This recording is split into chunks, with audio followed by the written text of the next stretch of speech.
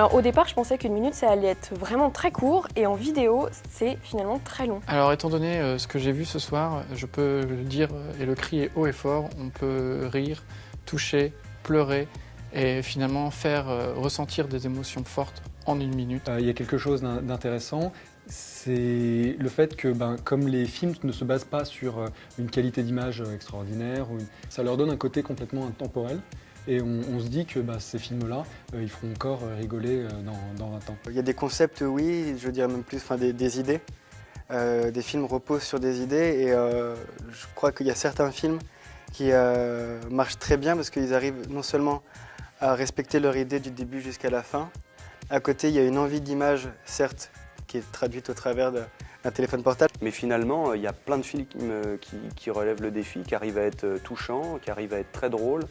Parfois les deux dans la même minute.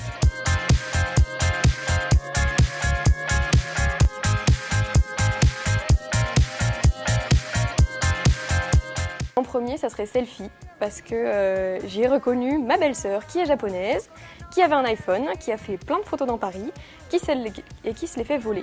Donc ça pourrait très bien être son histoire. On voit plutôt l'histoire d'un téléphone qui passe à travers différentes mains et qu'au final réatterrit dans les mains de son propriétaire d'origine. Il y en a un que j'aime beaucoup, c'est celui qui joue avec les couvertures de livres pour raconter une histoire.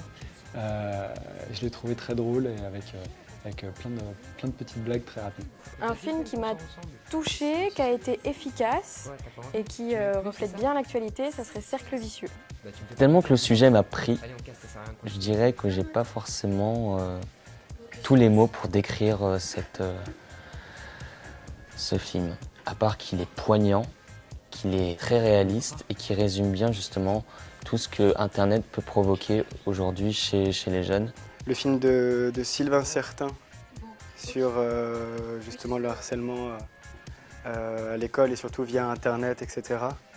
Mais vraiment ancré dans une modernité folle, quelque chose qui est vraiment actuel. Il y en a une bonne dizaine sur les 50 qui sont très très bien et qui ont complètement rempli le cahier des charges de la minute et qui sont futés au niveau formel et au niveau du fond.